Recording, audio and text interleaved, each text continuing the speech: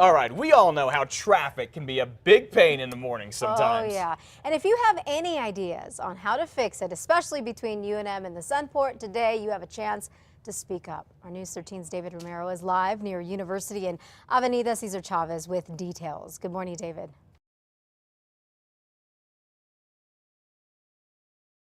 Parts of the city. Now, some of the new plans for transit and improving the flow could make the commute a lot easier. Now, officials with Mr. Cog estimate that about 74,000 drivers make their way through here. This is near UNM, CNM, and the Sunport. This is on a daily basis. Now, this round of meetings will give the public a chance to comment on developing long-term transit and how they can alleviate the congestion over the course of the next 10 years or so.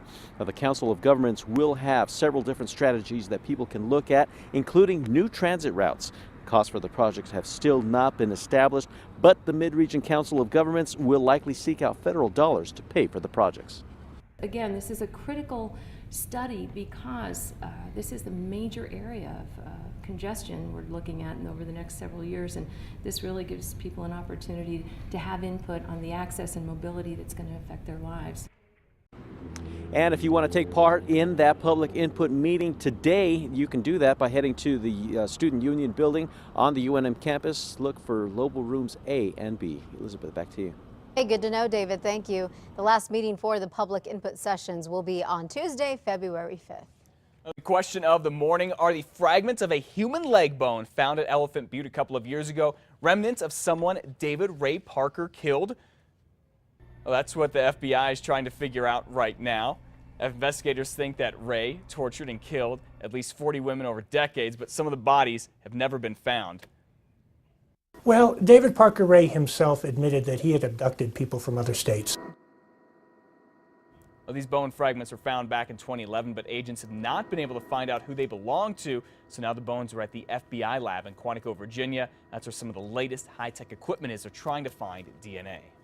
The family of a teenager accused of killing his mom, dad, brother, and two sisters here in Albuquerque recently all say they're going to support that young man. Nehemiah Griego's sister says her brother made a terrible mistake. She isn't sure why she says he did it, or maybe if he had a mental breakdown. It has been about a week and a half since sheriff's deputies say Nehemiah shot and killed 5 people in his family at their home in the South Valley. He remains in custody at the Bernalillo County Juvenile Detention Center. The leader of a dangerous New Mexico drug ring will likely spend the next decade in prison after taking a plea deal.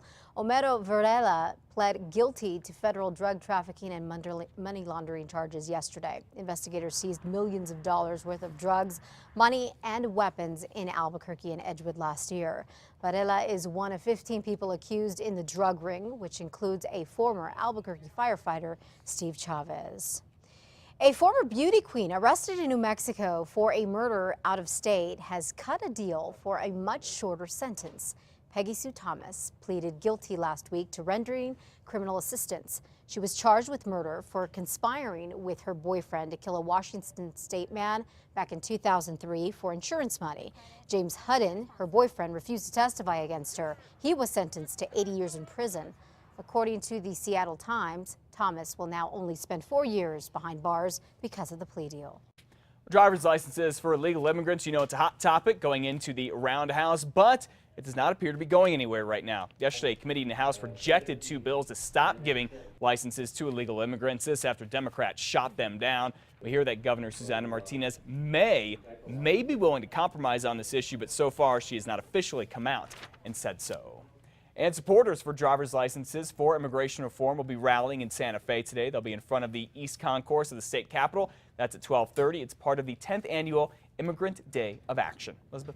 New Mexico legislators are also taking measures to get tough on bullies at school. One bill from Representative Mary Ellen Garcia of Las Cruces would make bullying in person or online a misdemeanor. So anyone convicted could spend a year in jail. Representative Cheryl Williams Stapleton from Albuquerque also has a bill to force all school districts to create policies to deal with cyberbullying. Do you think pot should be legal here in New Mexico? Well, you could have the final say on this issue if one state senator gets his way. Jerry Ortiz y Pino, who is from Albuquerque, is trying to get an amendment through the legislature to let you vote on legalizing marijuana. Now, he says it would bring more money to the state, would free up investigators to take care of bigger issues, and would stop wrecking people's lives.